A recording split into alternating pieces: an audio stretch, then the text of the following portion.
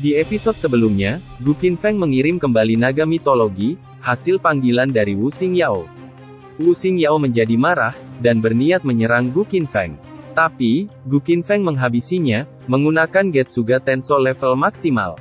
Cerita pun berlanjut. Morongzan mulai mengaktifkan kekuatan garis keturunannya, dan tubuhnya berubah menjadi seperti Aderai. Melihat Morongzan, yang masih belum mau menyerah, Gu Qinfeng berkata, "Karena kau lebih memilih mati, daripada hidup, maka, aku akan mengabulkannya." Tanpa melakukan kuda-kuda terlebih dahulu, Gu Qinfeng melancarkan jurus Getsuga Tensho, jarak jauh. Morongzan dan anak buahnya pun terkejut, melihat serangan mendadak dari Gu Qinfeng. Dan mereka tidak sempat menghindar. Morongzan pun terkena serangan Getsuga Tensho dengan telak, dan memuntahkan banyak darah.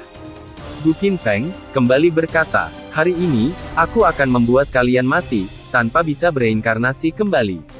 Gu Qinfeng mengeluarkan kembali Getsuga Tensho miliknya, untuk menghabisi Morongzan. Tubuh Morongzan pun langsung terbelah menjadi dua. Dan dia pun mati, tanpa bisa berinkarnasi kembali. Gu Qinfeng masih tetap bersikap dingin, di depan mayat dari Morongzan, yang masih diselimuti asap yang tebal. Wajah putus asa terlihat jelas, dari orang-orang yang masih hidup. Kemudian, mereka berkata, bagaimana bisa dia sekuat ini? Bahkan Wu Xingyao dan Morongzan dibunuh olehnya. Siapa lagi yang tidak bisa dibunuhnya di dunia ini? Dengan wajah dinginnya, Gu Qinfeng berjalan menghampiri orang-orang yang masih hidup. Kemudian, Gu Qinfeng melemparkan Great Yin Seed miliknya, dan berkata, harta berharganya ada di sebelah sini, siapa lagi yang ingin mencoba merampasnya dariku? Dan siapa lagi yang masih ingin balas dendam padaku? Mereka pun hanya diam, sambil menahan rasa takut yang sangat besar di dalam hati mereka. Kemudian, Gu Qinfeng kembali mengeluarkan banji gamnya, dan berkata, apa kau memiliki orang lain lagi, yang bisa kau panggil? Dengan wajah babak belur, Morongsu hanya diam saja, dan tak menjawab pertanyaan dari Gu Qinfeng. Kemudian, Gu Qinfeng menariknya dengan kuat, dan langsung mencekik lehernya. Morongsu masih belum mengatakan apa-apa, dan hanya gemetar ketakutan. Tanpa bisa menjawab pertanyaan dari Gu Qinfeng. Lalu, Gu Qinfeng pun menghempaskan Morongsu, yang hanya diam saja. Seperti anjing yang kedinginan. Kemudian, Gu Qinfeng berjalan ke arah Master Yubing, yang masih tergeletak di tanah. Lalu berkata, apakah kau masih ingin balas dendam? Karena dia hanya diam saja, Gu Qinfeng mencengkram kepalanya. Setelah Gu Qinfeng mencengkeram kepalanya, barulah dia berkata, jangan sombong dulu kau, bocah tengik. Lalu, dia perlahan berdiri, dan melanjutkan perkataannya. Tunggu saja, hingga ketua sekte kami selesai dengan pengasingannya. Dia pasti akan menghancurkanmu, hingga menjadi abu. Tunggu saja. Gu Qinfeng pun menjadi kesal, mendengar perkataan dari Master Yubing. Kemudian, Gu Qinfeng menggamparnya dengan keras. Dan berkata, kau sudah setua ini, tapi masih saja tidak tahu, bagaimana harus berbicara. Sambil menahan kesakitan, Master Yubing malah mengumpat kepada Gu Qinfeng, dan berkata, dasar binatang laknat. Tentu saja, mendengar itu membuat Gu Qinfeng menggamparnya secara bertubi-tubi. Lalu Master Yubing pun terhempas ke tanah, dengan wajah yang babak belur. Setelah digampar secara membabi buta, oleh Gu Qinfeng. Sambil terbata-bata, Master Yubing berkata, tunggu saja kematianmu. Sementara itu, Gu Qinfeng hanya berjalan pergi meninggalkannya. Mendengar bacotan dari Master Yubing, Gu Qinfeng balik lagi ke tempatnya. Kemudian, menginjak perutnya dengan keras. Sambil menginjak perutnya, Gu Qinfeng berkata, panggil kemari ketua sekte, atau apalah yang kau banggakan itu. Lalu, Gu Qinfeng menendangnya dengan keras, sampai dia terpental menghantam batu. Saking kerasnya tendangan itu, membuat batu menjadi retak. Sambil menahan rasa sakit, Master Yubing berkata dalam hati, binatang ini, dia jelas-jelas tahu, kalau ketua sekte kami sedang dalam pengasingan. Dan tidak akan keluar dalam waktu dekat. Namun, dia masih saja menantangnya.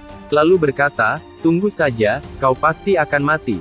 Jika ketua sekte kami selesai dengan pengasingannya. Kemudian, terlihatlah seseorang menaiki pedang raksasa, yang terbang mendekat. Dia membawa banyak orang bersamanya. Dia adalah orang paling disegani, dan penuh dengan kebijaksanaan. Pemimpin Villa Chisu, Tetua Sen. Melihat Tetua Sen yang datang, orang-orang merasa sangat senang, dan berkata, "Tetua Sen datang, akhirnya kita bisa selamat." Tapi, apakah Tetua Sen saja cukup untuk melawannya? Seseorang marah mendengar itu, dan berkata, "Jaga ucapanmu. Tetua Sen adalah seseorang yang melawan monark demi dunia ini. Dia adalah anggota yang sesungguhnya dari Chijito. Bocah tengik seperti dia bukanlah masalah untuknya. Apalagi, beliau memiliki perintah Chi Xiao dengannya. Asalkan dia menggunakannya, seluruh pasukan di bagian barat laut, dan seluruh pasukan klan Chijito pasti akan langsung datang kemari, dalam hitungan detik." Tetua Sen melihat ke bawah, karena mendengar seperti ada seseorang yang meminta pertolongan darinya. Rupanya, itu adalah Wuhan, yang berteriak sambil menangis, dan memanggil gurunya untuk menyelamatkan nyawa tidak bergunanya. Tetua Sen langsung turun dari atas pedangnya, dan menuju kepada Wuhan, yang sudah babak belur, akibat dihajar oleh Gu Qinfeng. Dengan keadaan terluka parah, Master Yu Bing berkata, "Tetua Sen, orang itu tidak hanya melanggar aturan Chijito kita, namun dia juga mengamuk, dan membunuh banyak orang dari villa kita. Sekte Lingdu, Sekte Bing Xuan, dan orang-orang dari Perserikatan Jiuhua. Tidak hanya itu, dia bahkan membunuh murid kesayanganmu." Lalu, dia pun berlutut, dan memohon, sambil berkata, "Tolong jadilah hakim kami, dan beri kami keadilan." Tetua Sen menoleh ke arahnya, sambil mengamati keadaan yang sebenarnya, yang sedang terjadi. Dan tidak langsung mempercayai Master Yu Bing. Kemudian, datanglah salah seorang muridnya melapor, dan berkata, "Guru, kakak seperguruan tidak terbunuh. Tapi, dia hanya dilumpuhkan olehnya." Ternyata si bajingan Yu Bing telah berbohong. Tetua Sen mengabaikan dulu laporan dari muridnya, bahwa Master Yu Bing telah berbohong. Kemudian, dia menatap Gu Qinfeng dengan tajam, dan berkata, "Orang tersebut bukan orang biasa, dan tentunya bukanlah lawan kalian. Aku memang memiliki perintah Chi Xiao, dan dapat memanggil seluruh pasukan Chijito untuk kemari. Namun, bagaimana aku bisa melakukan hal tersebut, jika aku tidak mengerti betul situasi apa yang sedang kuhadapi saat ini?" Gu Qinfeng hanya berdiri saja, dan mengabaikan orang-orang dari Chijito itu, yang sudah datang ke medan pertempuran. Tanpa menoleh ke belakang, Gu Qinfeng berkata, "Aku dengar, kau dulunya berasal dari Sekte Chi Xiao." Tetua Sen menjadi terkejut mendengar perkataan dari Gu Qinfeng. Kemudian, Tetua Sen menjawab, "Tuan, apa maksudmu dengan perkataan tersebut? Bahwa aku dulunya berasal dari Sekte Chi Xiao?" Mendengar Tetua Sen yang malah bertele-tele, dan menjawab pertanyaan dari Gu Qinfeng, membuat Master Yu Bing marah, dan berkata, "Tetua Sen, kenapa Anda banyak omong kosong dengan binatang ini? Segera gunakan perintah Chi Xiao Anda untuk memanggil semua orang kemari, dan membunuh bajingan itu bersama-sama." Tetua Sen menoleh ke arah Master Yu Bing, dan belum juga menanggapi perkataannya dari tadi. Kemudian, Gu Qinfeng mengeluarkan emblem berwarna emas, yang bersinar cukup terang, dan berkata, "Karena kau dulu berasal dari Sekte Chi Xiao, apakah kau mengenal benda ini?" Melihat Gu Qinfeng yang memiliki benda itu, membuat Tetua Sen menjadi terkejut, dan tidak percaya akan apa yang dilihatnya. Setelah melihat Gu Qinfeng mengeluarkan benda yang bercahaya itu, Tetua Sen langsung berlutut kepada Gu Qinfeng. Melihat Tetua Sen berlutut kepada Gu Qinfeng, membuat orang-orang di sana menjadi terkejut, dan berkata, "Ada apa dengan situasi ini? Kenapa Tetua Sen berlutut? Apa benda yang ada di dalam genggamannya itu?" Muridnya pun terkejut, melihat gurunya berlutut di depan bocah, yang tidak mereka kenal. Dan berkata, "Guru, kenapa Anda berlutut kepadanya?" Tetua Sen mengeluarkan hakinya, dan berteriak dengan keras. Lalu berkata, "Berlututlah bajingan." Mendengar gurunya berteriak, sambil menggunakan haki, muridnya pun langsung berlutut, tanpa bisa membantahnya. Melihat Tetua Sen, yang malah berlutut kepada Gu Qinfeng, Master Yu Bing menjadi heran, dan berkata, "Tetua Sen, kenapa Anda melakukan ini?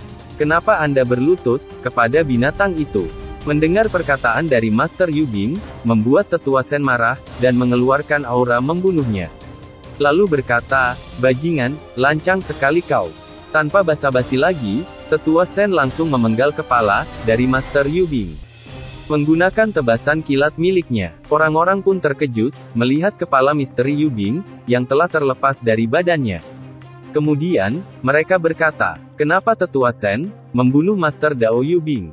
Sambil melihat Tetua Sen, yang masih berdiri di sana, mereka berkata, padahal dia hanya menanyakan satu hal, apa itu termasuk lancang. Bahkan meskipun dia lancang sekalipun, dia hanya memanggil si bocah tengik itu, dengan sebutan binatang. Tetua Sen, tidak mungkin membunuhnya hanya karena alasan itu kan? Sementara itu, Gu Qinfeng hanya tersenyum, sambil memainkan harta magisnya, Great Yin Seed. Setelah melihat Tetua Sen, yang telah memenggal Master Yubing, Wei Qing, dan Gui yang melihat kejadian itu, terkejut. Kemudian, Gui bertanya, Tuan Muda, kenapa Tetua Sen, malah berlutut padanya? Siapa bocah Gu, itu sebenarnya?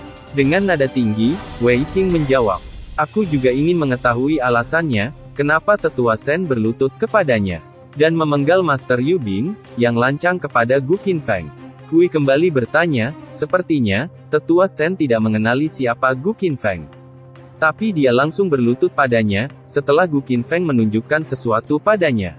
Aku penasaran, ada apa sebenarnya di balik benda tersebut? Mendengar pertanyaan bertubi-tubi dari Hui, membuat Wei Qing kesal, dan berteriak. Aku sudah bilang, aku juga ingin tahu. Jadi, berhentilah bertanya kepadaku. Hui pun menjadi tersentak, karena dimarahi oleh Wei Qing. Tapi, dia tidak putus asa, dan kembali bertanya. Wan Sen, adalah salah satu orang dari Chijito, dan juga anggota dari Sekte Cixiao. Hingga dapat membuatnya berlutut, bocah Gu, tersebut pasti berasal dari Sekte Cixiao. Tapi, itu tidak mungkin. Gu Qinfeng bukan salah satu orang, yang masuk dalam daftar orang yang bereinkarnasi. Kultivasinya bahkan tidak lebih, dari ranah dasar. Jadi, bagaimana mungkin, dia adalah bagian dari Sekte Cixiao?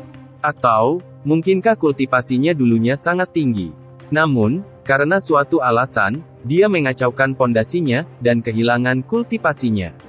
Dan kini, dia dalam jalan untuk meraih kekuatan aslinya kembali. Tapi, itu juga tidak mungkin. Karena kultivasinya hilang, wajar saja jika tubuhnya menjadi kuat. Tapi, bagaimana bisa, dia membangun pondasinya kembali? Dengan wajah dingin, Wei Qing menjawab. Karena dia bermarga, Gu, mendengar jawaban dari Wei Qing, Hui pun berpikir. Bermarga, Gu, lantas memangnya kenapa? Kalau dia bermarga, Gu, ada banyak orang yang bermarga sama, di dunia ini. Setelah dipikir-pikir, Hui menjadi terkejut, karena teringat akan sesuatu. Dengan tubuh gemetaran, Hui berkata, Tuan Muda, kau tidak menduga kalau dia adalah sang monark dari Sekte Cixiao, kan? Wei Qing hanya diam saja, dan berkeringat dingin. Mendengar pertanyaan dari Hui, yang menduga bahwa Gu Qinfeng adalah sang monark dari Sekte Cixiao. Kembali lagi ke arena pertempuran, terlihat cuaca sudah menjadi cerah, dan hilangnya kepulan asap yang ada di sana.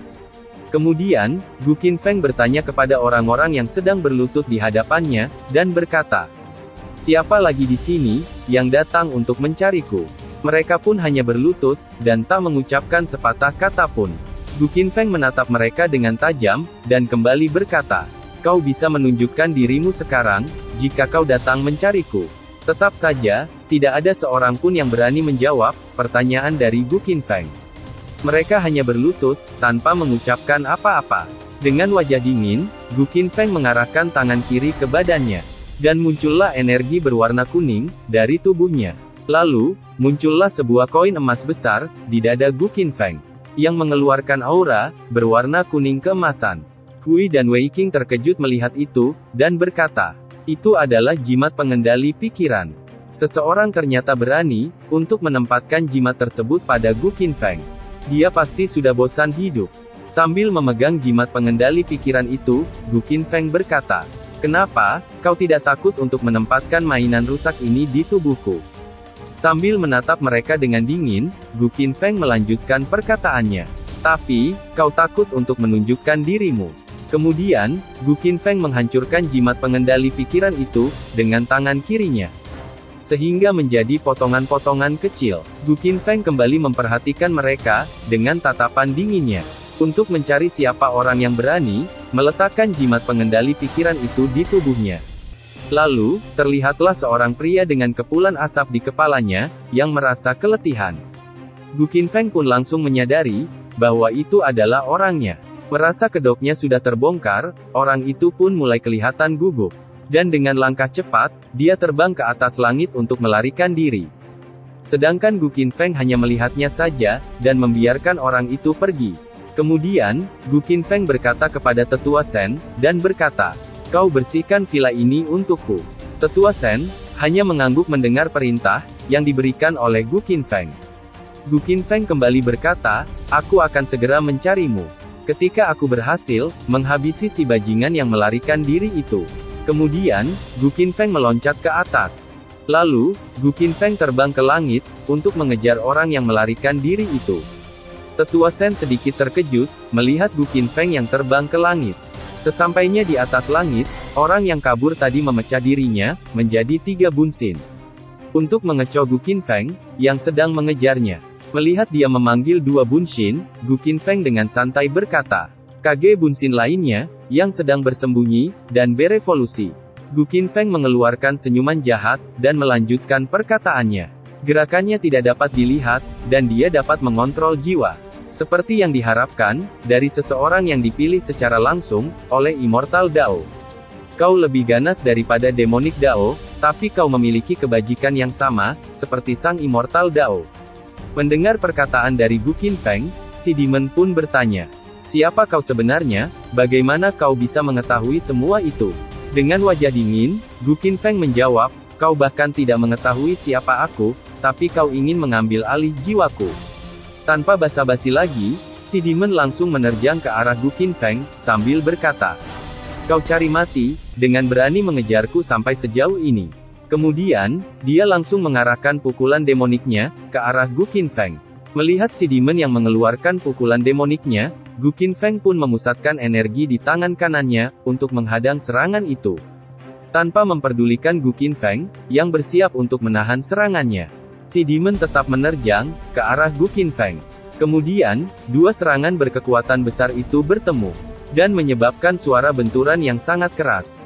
Dengan wajah senang, si Demon berkata, Aku barusan penasaran, seberapa kuatnya dirimu.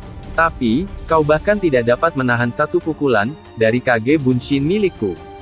Kau hanyalah sampah." Tapi, setelah asap dari ledakan besar itu hilang, si Demon pun menjadi bingung. Karena, Gu Qinfeng sudah tidak ada lagi di sana. Si Demon pun melihat sekelilingnya, kemudian berkata, "Pergi kemana dia? Sejak kapan dia menghilang dari pandanganku?" Ternyata, Gu Qinfeng sudah berada di atas si Demon, dan siap-siap untuk melancarkan serangan berikutnya. Dan tanpa membuang waktu lagi, Gu Qinfeng langsung menerjang ke arah si demon, untuk menyerangnya.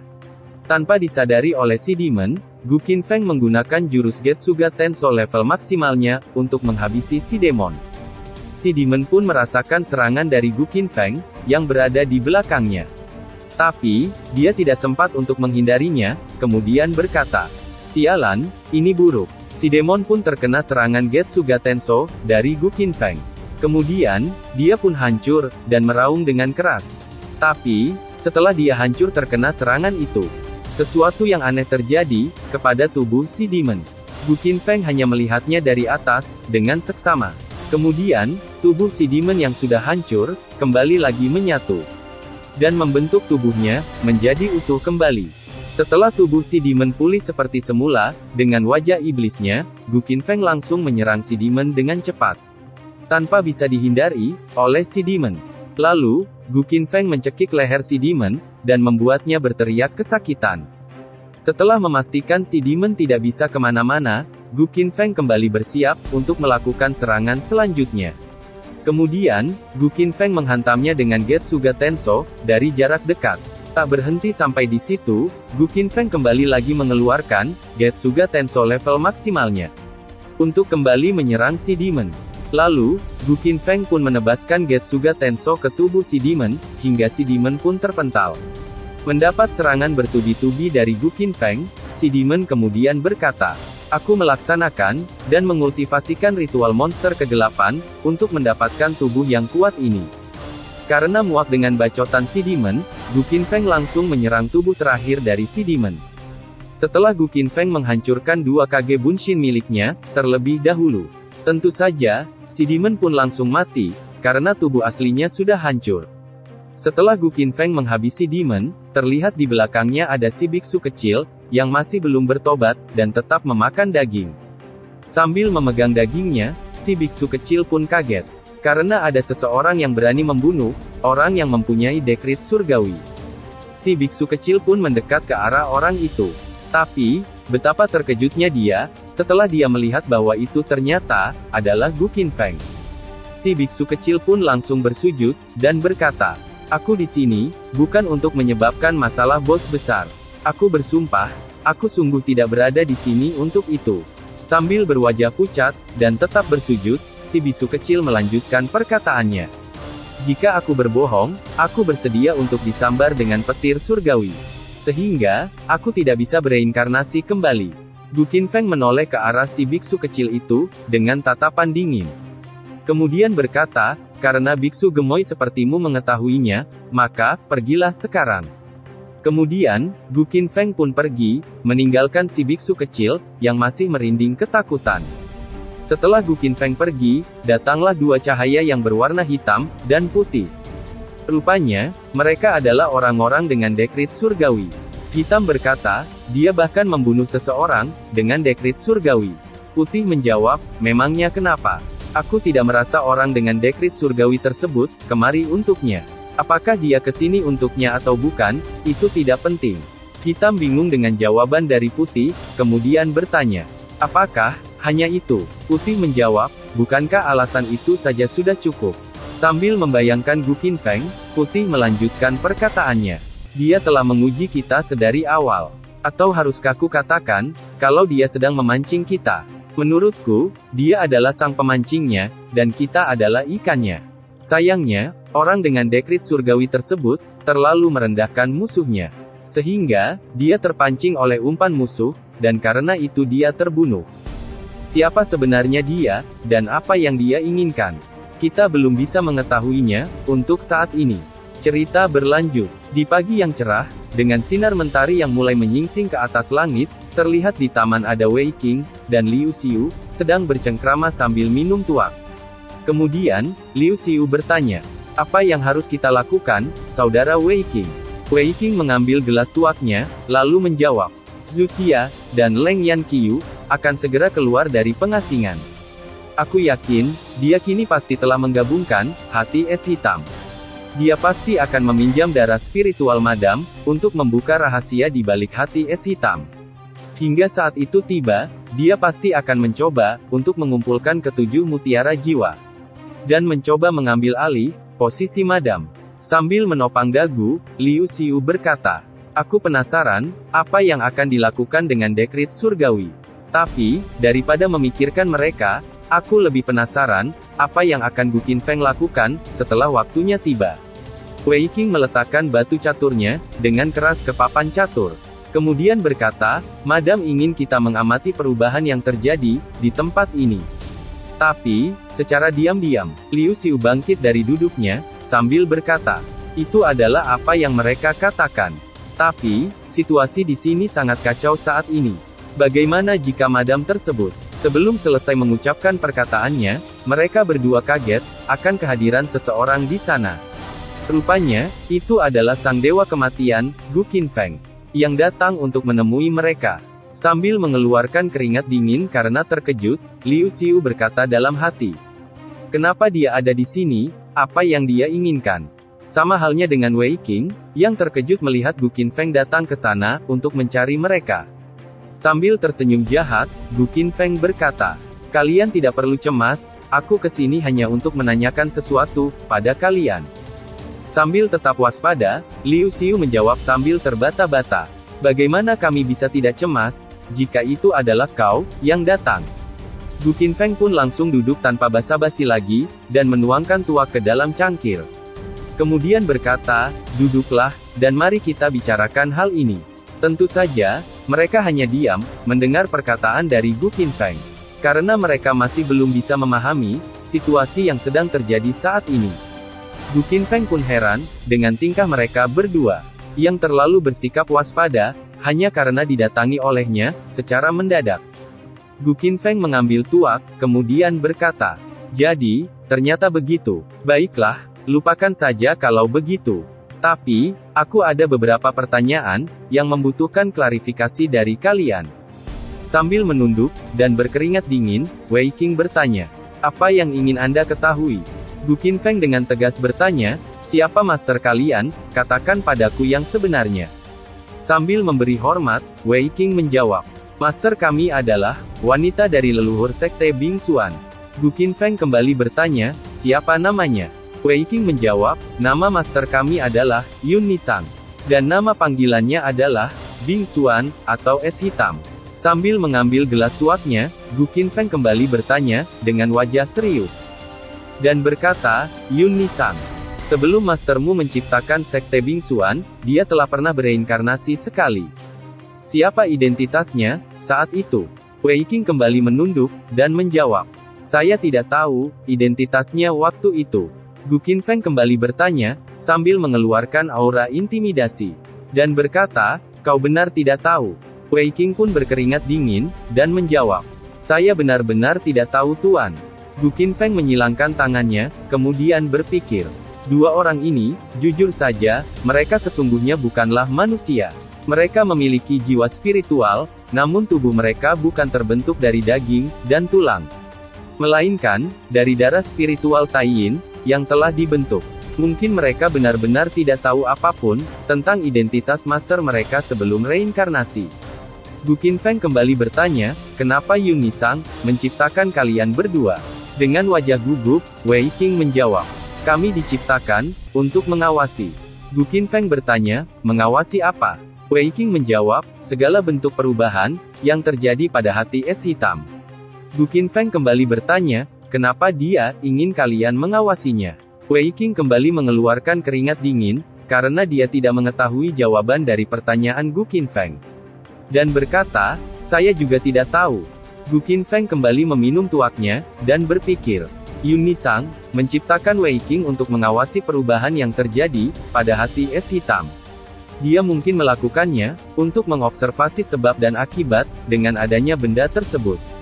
Gu Qinfeng menatap Wei Qing dengan wajah dingin. Kemudian bertanya, "Perubahan apa yang kalian sadari selama 3000 tahun ini?" Wei Qing menjawab, "Saya tidak tahu. Sebuah kecelakaan terjadi 500 tahun yang lalu, dan fenomena itu membuatku tertidur selama 400 tahun lamanya. Saya terbangun ketika bencana hebat itu telah lewat, dan kehilangan sebagian besar ingatan." Gu Qinfeng kembali bertanya, 500 tahun yang lalu. Tahun apa tepatnya, fenomena bencana yang kau katakan tadi? Wei Qing kembali berkeringat dingin, dan menjawab, "Di tahun masa 90 dinasti surgawi, di bulan Oktober." Gu Qinfeng kembali berpikir, di tahun masa 90 dinasti surgawi, di bulan Oktober. Aku masih berusia sekitar 20 tahun saat itu. Selain dikeluarkan oleh Sekte Yunxia, tidak ada kejadian spesial apapun yang terjadi. Sepertinya, aku harus menunggunya hingga terbangun. Barulah aku dapat mengetahui semuanya. Gu Qinfeng kembali bertanya, "Ketujuh mutiara jiwanya telah muncul ke dunia ini. Apakah dia akan bangkit dalam waktu dekat?" Wei Qing membungkuk, dan menjawab, "Madam bilang, di hari di mana kau mengumpulkan ketujuh mutiara jiwa tersebut. Di hari itu pula lah, aku akan bangkit. Dan hari tersebut haruslah di sekitar hari upacara suksesi Sekte Bingsuan." Gu Qinfeng pun berpikir sejenak, mendengar jawaban dari Wei Qing. Gu Qinfeng bangkit dari duduknya, dan meregangkan otot-ototnya. Kemudian berkata, "Baiklah kalau begitu, aku telah menanyakan cukup banyak pertanyaan, hari ini." Kemudian, Gu Qinfeng mengambil satu batu catur, yang berwarna putih. Lalu, meletakkannya dengan keras. Kemudian berkata, "Aku tidak punya maksud tersembunyi, di balik pertanyaan-pertanyaan tersebut. Dan aku juga bukan bertanya, karena aku memiliki perasaan suka, ataupun dendam dengan mastermu." Gu Qinfeng pun tersenyum, dan melanjutkan perkataannya. "Oleh karena itu, kalian tidak perlu khawatir." Wajah mereka berdua, menjadi seperti orang kebingungan. Kemudian, Wei Qing bertanya, "Apakah sungguh memang begitu?" Gu Qinfeng menjawab, "Kalau bukan teman, berarti adalah musuh. Karena kita bukanlah musuh, maka, aku mungkin akan membantu master kalian, ke depannya. Wei Qing pun bingung, dengan jawaban Gu Qinfeng. Dan bertanya, apa alasan Anda, akan melakukan itu? Lalu, Wei Qing berkata dalam hati, apakah dia memang akan sebaik itu, hingga bersedia membantu madam? Obat apa yang dia konsumsi, sehingga membuatnya seperti ini? Gu Qinfeng secara tiba-tiba, memegang pundak Wei Qing. Tentu saja, membuat mereka berdua sangat terkejut, oleh apa yang dilakukan Gu Qinfeng. Kemudian, Gu Qinfeng pun menghilang dari sana, pergi entah kemana. Wei Qing baru sadar, ternyata Gu Qinfeng sudah pergi dari sana. Kemudian, Liu Xiu bertanya kepada Wei Qing, apakah Gu Qinfeng sudah pergi? Menghiraukan pertanyaan dari Liu Xiu, Wei Qing menghela napas, kemudian duduk di atas kursi. Setelah Gu Qinfeng pergi, Liu Xiu bertanya, kenapa kau mengatakan semuanya? Wei Qing menjawab, apa kau perlu menanyakannya lagi? Bukankah itu sudah terlihat jelas? Kalau aku tidak menjawab yang sebenarnya, maka, hidup kita akan berakhir saat itu juga. Liu Xiu kembali bertanya, kau akan memberitahu semuanya, hanya karena dia bertanya padamu. Wei Qing menjawab, terus, kau pikir aku harus bagaimana? Liu Xiu pun merinding, kemudian berkata, perkataan terakhirnya itu, apakah yang dia maksud dengan itu? Dia tidak mengenal madam kita, tapi dia ingin melakukan sesuatu dengannya. Dia bahkan mengatakan, dia akan membantunya. Tapi, kenapa dia ingin membantunya?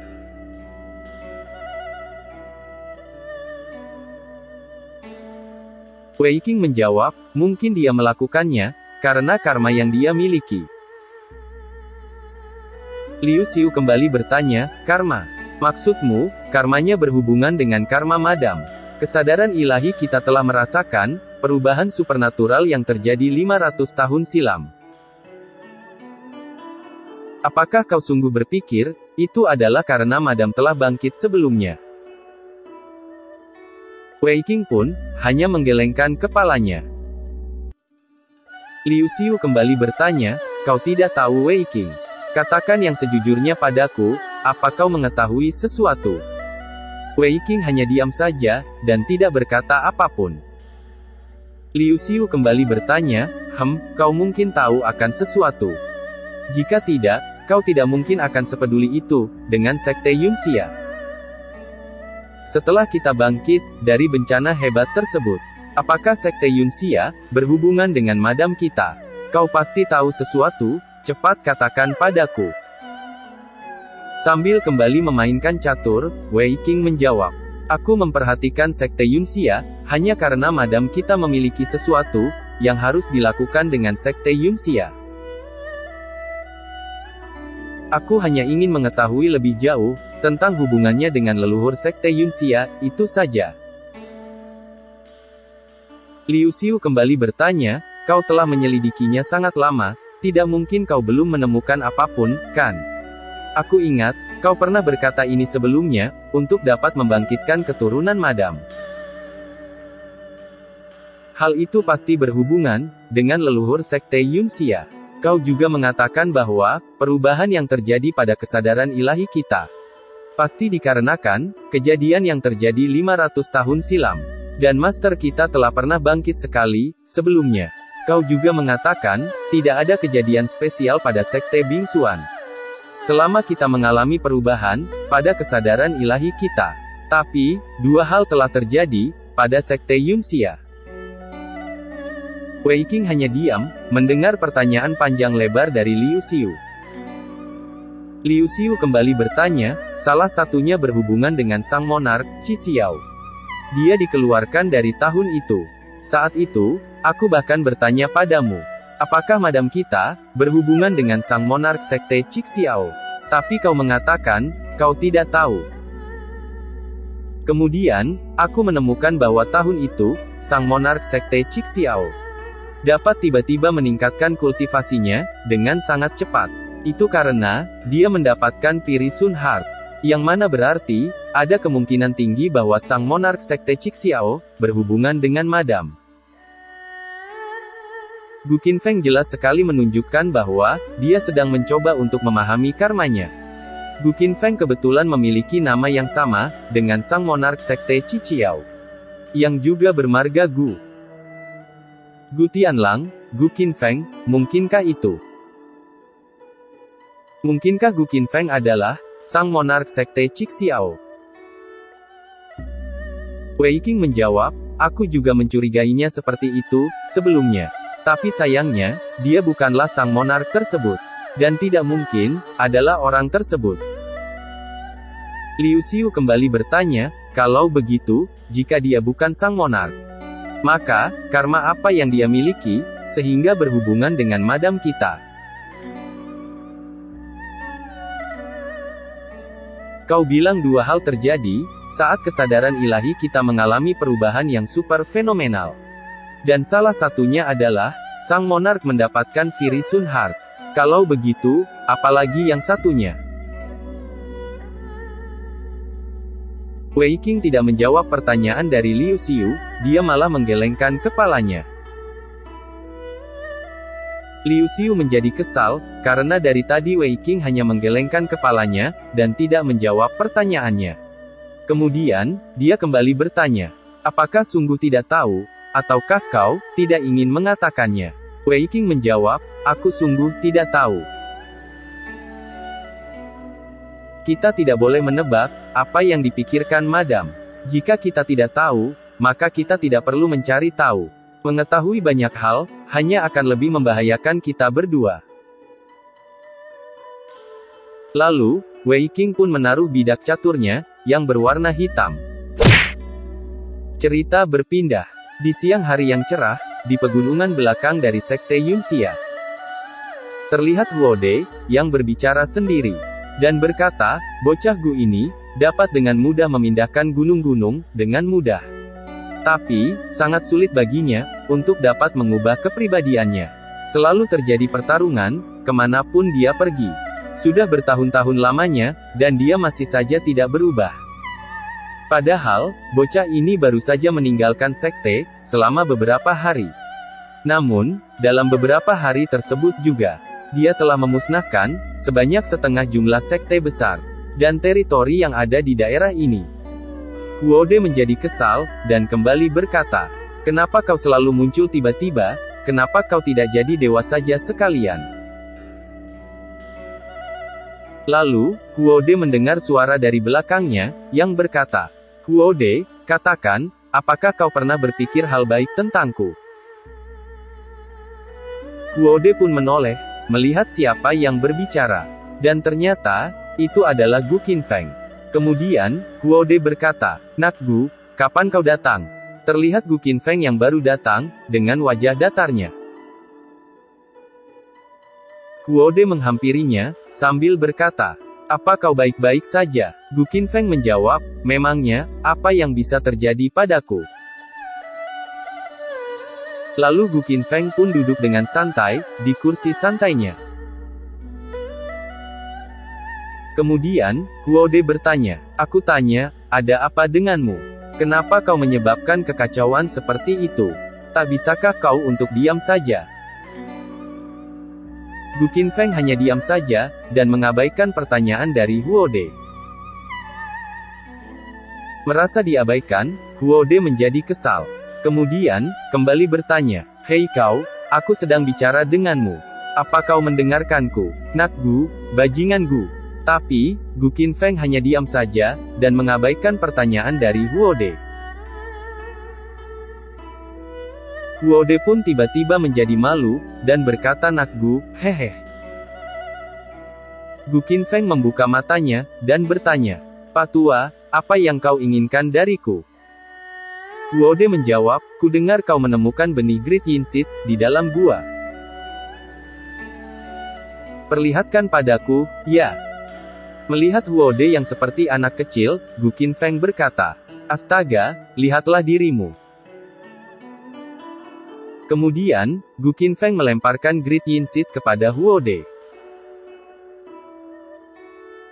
Huode menjadi kaget, karena Gu Qinfeng melemparkannya begitu saja. Dan berkata, Bos Gu, pelan-pelan, jangan dilempar. Kemudian, Kuode berkata, ini benih hebat, dan yang terkenal itu.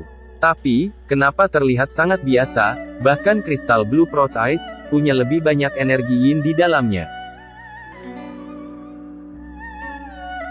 Gu Qinfeng tersenyum, dan berkata, itu, sudah tersegel. Kuode menjadi bingung, dan bertanya, tersegel, apakah kau yang melakukannya? Gu Qinfeng kembali tersenyum, dan menjawab, bukan aku yang melakukannya, tapi leluhur sekte Bingsuan. Kuode kaget mendengarnya, dan berkata, apa, leluhur sekte Bingsuan? Jadi maksudmu, 7 gua yang tiba-tiba muncul itu, ada hubungannya dengan leluhur sekte Bingsuan? Apa yang dia segel di dalamnya? Gu Qinfeng hanya menghela nafas, tanpa menjawab pertanyaan dari Huode. Huode merasa kecewa dengan sikap Gu Qinfeng, lalu dia terpikirkan sesuatu dan kembali berkata, omong kosong, apa maksudmu jiwanya sendiri? Memangnya itu masuk akal? Kau mau bilang, leluhur sekte Bingsuan menyegel jiwanya sendiri, di dalam benih Great Yin Seed ini? Bagaimana mungkin, kau pikir aku anak usia 3 tahun? Gu Qinfeng memanggil Huode, dan berkata, hei bajingan, kemarilah, biar aku beritahu kau baik-baik. Huode menghampiri Gu Qinfeng, lalu duduk di tanah. Gu Qinfeng mulai menjelaskan kepada Huode, dengan rinci, dan panjang lebar. 30 menit kemudian, Gu Qinfeng selesai menjelaskannya. Kemudian, Gu Qinfeng meminum tuak sirup marjan kesukaannya, rasa koko pandan. Huode terkejut, mendengar penjelasan dari Gu Qinfeng. Kemudian berkata, bagaimana mungkin? Gu Qinfeng menjawab, begitulah adanya. Terserah kau mau mempercayainya, atau tidak. Huode menjadi kesal, dan berkata, kau bilang, leluhur sekte Bingsuan, mungkin saja ada hubungannya dengan karmamu. Gu Qinfeng menjawab, itu baru dugaanku, aku belum memastikannya. Huode kembali bertanya, Nak Gu, mungkin saja kau salah. Aku mungkin tidak tahu, apa sebenarnya karma. Tapi itu memang butuh penyebab, untuk punya akibat. Leluhur sekte Bingsuan sudah meninggal, selama lebih dari 2000 tahun yang lalu. Dan berapa usiamu sekarang? Mana mungkin, kau bisa memiliki karma dengannya? Gu Qinfeng menjawab, aku tidak bisa menjelaskan ini padamu sekarang. Kita akan membicarakannya lagi nanti. Seberapa banyak yang kau ketahui, tentang leluhur sekte Bingsuan? Huode menjawab, seberapa banyak apa maksudmu? Aku tidak tahu banyak, aku hanya tahu kalau leluhur sekte Bingsuan sangat misterius, dan juga ajaib. Pada saat itu, ada seorang wanita terkenal bernama Madame Bingsuan. Gu Qinfeng kembali bertanya, seberapa misterius, dan ajaibnya wanita itu? Sambil membayangkan si Ratu Es, Huode berkata, kudengar, dia mampu mengubah alam dengan lambaian tangannya, dan menyebabkan salju turun selama bulan Juni. Yang membekukan ribuan mil, dan aku juga dengar, kalau badai salju itu berlangsung selama beberapa tahun. Dan semuanya membeku, untuk beberapa tahun. Sambil minum tuaknya, Gu Qinfeng penasaran dengan penjelasan dari Huode. Kemudian, kembali bertanya, lalu, setelah itu apa? Huode kembali berkata, sebelumnya, tak ada yang tahu siapa leluhur sekte Bingsuan. Tak ada yang tahu identitasnya, atau bahkan pernah melihatnya. Tidak ada, sama sekali.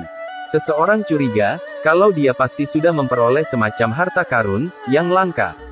Oleh karena itu, banyak ahli dari wilayah terdekat, yang berusaha untuk merebut harta karunnya. Hasilnya, mereka semua mati. Hampir setiap orang, yang mencoba merebut harta karunnya, akan diubah menjadi patung es. Kudengar, kalau darah dan tubuh mereka, mudah retak. Begitu mereka berubah, menjadi patung es. Gu Qinfeng membuka sebelah matanya, kemudian bertanya, aku ada di sini, sejak masih muda. Kenapa aku belum pernah mendengar soal ini sebelumnya? Kuode menjawab, hanya para tetua yang mengetahuinya. Dan karena sebagian besar sekte berusaha merebut hartanya, akan memalukan bagi para tetua untuk membicarakannya. Oleh karena itu, akhirnya mereka menyembunyikan kejadian ini. Wajar saja, aku tidak tahu. Aku bahkan takkan tahu kalau aku tidak mengalahkan monster tua Huang itu. Gu Qinfeng hanya tersenyum, melihat Huode yang sedang kesal. Kemudian, Gu Qinfeng menuangkan sirup marjan rasa koko pandan untuk Huode. Biar dia tidak menjadi kesal lagi. Setelah agak mendingan, Huode kembali berkata, lalu, leluhur sekte Bingsuan meninggalkan hati es hitam, dan mewariskan posisi master sektenya kepada orang selanjutnya, dan menghilang secara misterius. Lalu, Huode membayangkan, sambil berkata, banyak ahli pergi untuk merebut hati es hitam, setelah berita ini bocor. Tapi, sayang sekali itu gagal. Leluhur mereka mungkin sudah menghilang, secara misterius. Tapi, master sekte baru mereka, sudah menyatu dengan hati es hitam. Dan menjadi sangat kuat. Akhirnya, dia menghabisi orang-orang itu, hingga menjadi bubur. Kudengar, baru setelah di periode master sekte ketiga lah, hati es hitam pada akhirnya, bisa dicuri oleh seorang ahli. Tapi, pada akhirnya para ahli diubah menjadi patung es. Di hari berikutnya. Setelah itu, semua orang sadar, kalau hati es hitam, punya kekuatan misterius. Dan tidak ada lagi, yang mencoba untuk merebutnya. Akhirnya, sekte Bingsuan mereka jadi lebih, dan lebih kuat lagi. Dari tahun ke tahun. Dan jadi sekte nomor 1, di wilayah terdekat. Bahkan sekarang, tak ada yang tahu, siapa leluhur sekte Bingsuan. Ataupun bagaimana, latar belakangnya. Kebanyakan orang, menyebutnya sebagai Madam Bingsuan. Beberapa orang mengatakan, namanya adalah Yun Nisang. Tapi, tak ada yang tahu, apa dia sudah meninggal, atau cuma menghilang, secara misterius saat itu. Mendengar itu, Gu Qinfeng kembali bertanya, aku ingat, kau mengatakan kalau sekte Yunxia kita, dan sekte Bingsuan. Mereka punya sejarah yang panjang. Apakah para leluhur itu, punya hubungan saudara seperguruan? Kalau begitu, bukannya leluhur kita, akan tahu soal kepergiannya? Huode menjawab, jangan menanyakan hal itu. Saat itu, leluhur kita menghilang bersamanya, hingga sekarang. Lalu, Huode minum dulu tuak marjan, karena ngebacot mulu dari tadi. Tapi, apa mereka saudara seperguruan, atau tidak, tak ada yang tahu. Semua orang hanya bisa menebak-nebak. Satu punya hati es hitam, dan yang satunya punya Fury Sun Heart. Dan kemudian mereka berdua, menghilang di saat bersamaan.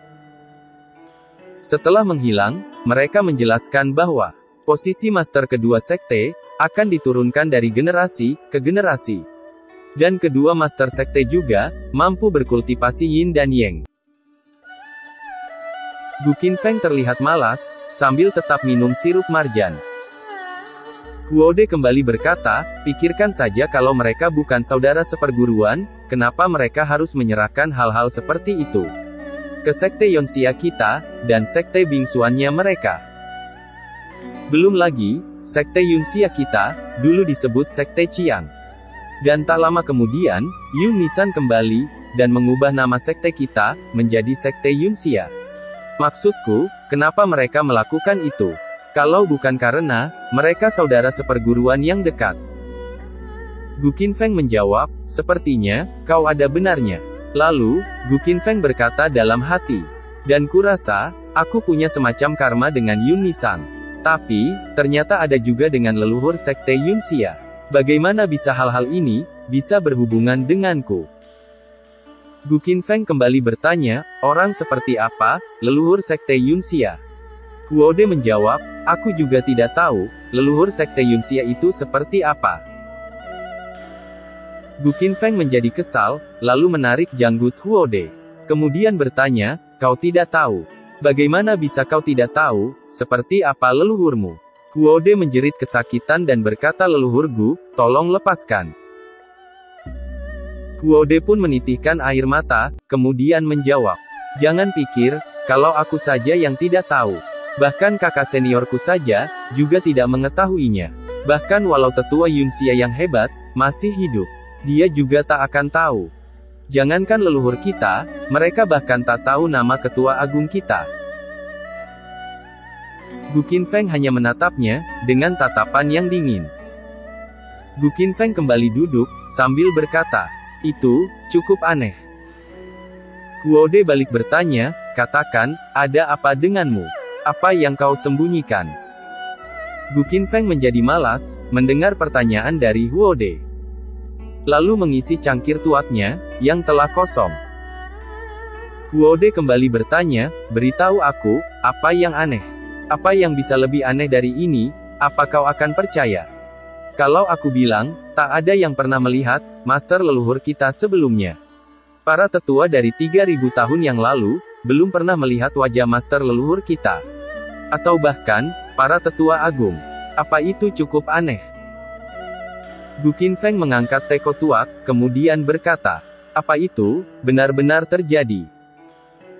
Sambil menyodorkan cangkir, Huode bertanya, ada apa denganmu, apa kau masih belum paham? Gu Qinfeng menjadi kesal, kemudian berkata dalam hati, baiklah Pak Tua, sekarang kau sedang mengajariku bukan? Huode berkata, aku dengar master leluhur kita, hanya menerima satu murid, setelah membangun sekte Yunxia.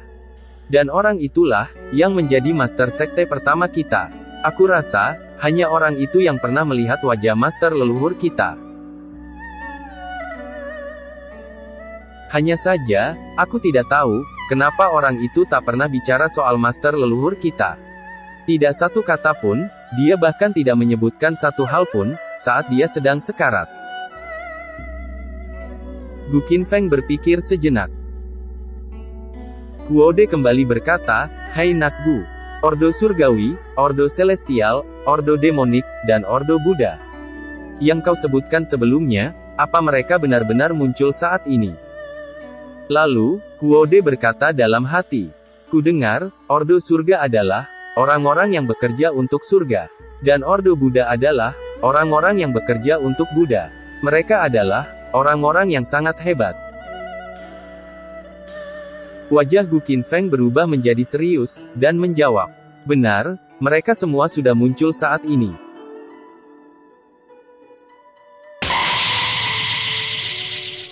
Huode menjadi terkejut, dan berkata, aku tak percaya, kalau orang-orang dengan Ordo sudah muncul. Ini terlalu menakutkan. Apa mereka semua di sini, untuk leluhur sekte Bingsuan? Gu Qinfeng menjawab, aku tidak bisa memastikannya. Beberapa mungkin iya, dan beberapa mungkin tidak. Tapi, kalau mereka ada di sini untuk Yun Nisang, sekte Yunxia kita, tidak akan bisa mengabaikan hal itu. Kalau dipikir-pikir, seseorang mungkin sudah merencanakan sesuatu.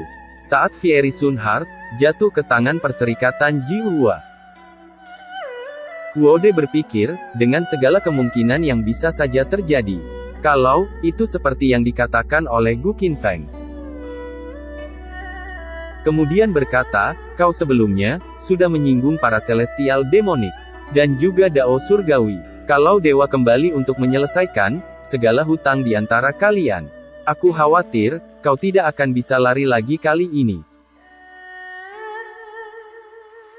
Gu Qinfeng menjawab, tak bisa melarikan diri katamu. Kemudian, menghabiskan sirup marjannya, dan melanjutkan perkataannya. Mereka, sudah lama mengawasiku. Huode terkejut, mendengar jawaban dari Gu Qinfeng. Lalu bertanya, mengawasimu? Siapa? Orang-orang dengan Ordo. Gu Qinfeng malah tersenyum, dan berkata, kau ingin tahu, itu siapa? Itu adalah, Mother Nature, atau bisa disebut Ibu Alam. Huode terkejut, dan bertanya, apa, Mother Nature? Dia adalah penguasa, yang bertanggung jawab atas hukum alam. Dia adalah legenda, dari legenda. Kenapa dia mengawasimu? Melihat Huode yang cemas, Gu Qinfeng hanya santai saja sambil minum tuak. Huode kembali bertanya, apa kau gila? Kau itu diawasi oleh Mother Nature. Tapi kau masih saja, bisa bersikap seakan-akan semuanya baik-baik saja. Dan masih berselera, untuk minum tuak sirup marjan. Gu Qinfeng menjawab, dengan nada tinggi. Dan berkata, itu jauh lebih baik, daripada diawasi oleh dewa langsung bukan. Kalau aku jadi sasaran dewa, dia hanya akan membuat rencana, bencana ilahi lainnya. Tapi, kalau Mother Nature, takkan melakukan itu. Sebagai gantinya, dia akan menghasilkan banyak roh warna. Lalu berkata dalam hati, walaupun aku tak tahu, apa yang Mother Nature pikirkan. Tapi aku bisa bilang, kalau dia cuma ingin menyimpannya sendiri. Kalau tidak, dia takkan mencoba melemparkan, begitu banyak roh warna-warni. Gu Qinfeng berkata, tentu saja, itu tidak menutup kemungkinan. Kalau, dia punya beberapa niat yang lain. Yah, biarkan saja mereka, melakukan sesuka mereka. Pertama, aku menentang jalan Celestial Dao. Dan kemudian, Demonic Dao.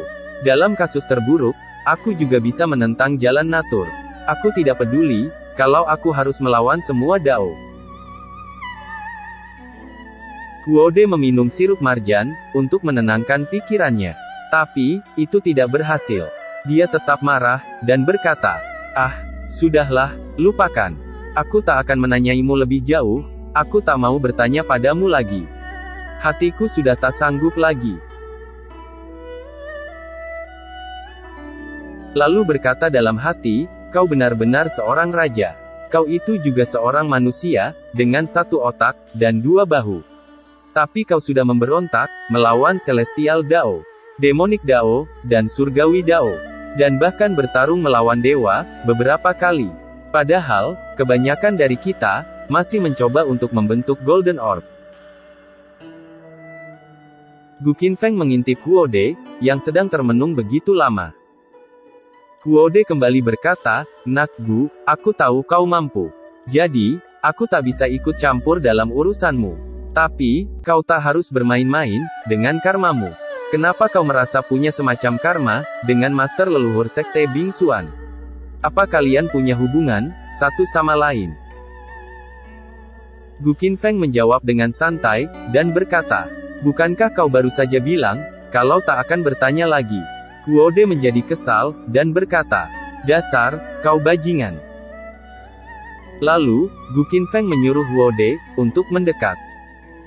Kemudian, berbisik kepadanya dan berkata, karena, Fiery Sun Heart. Mendengar itu, Huode berkata, Fiery Sun Heart yang itu, milik sekte Yonxia kita. Itu tidak ada hubungannya denganmu. Jadi, berhentilah menghubungkan mereka bersama. Gu Qinfeng kembali berkata, hal-hal seperti karma, kau takkan mengerti. Walaupun, aku memberitahu cucumu.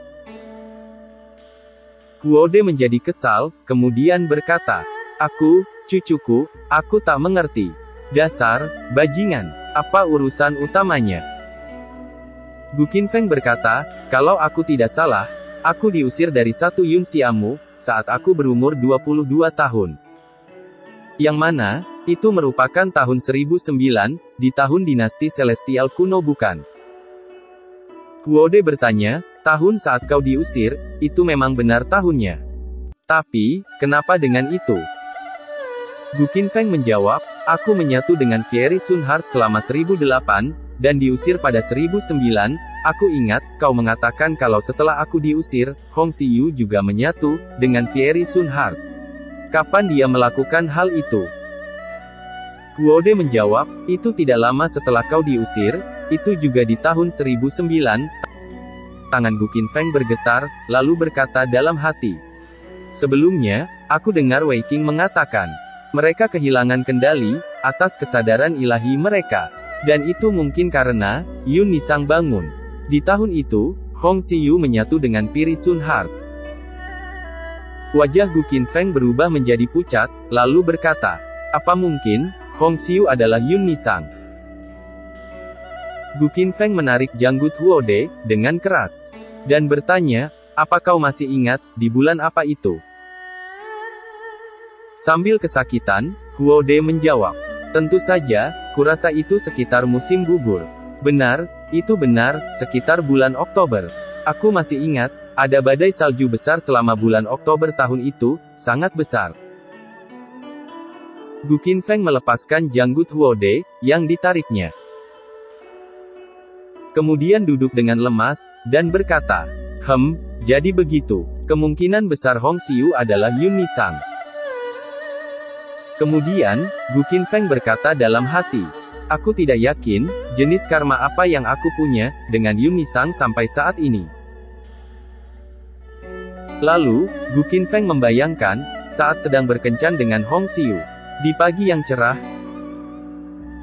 di musim semi yang hangat, Gu Qinfeng yang sedang bermain seruling, tersenyum kepada wanita yang datang. Dan berdada montok, yaitu Hong Xiu.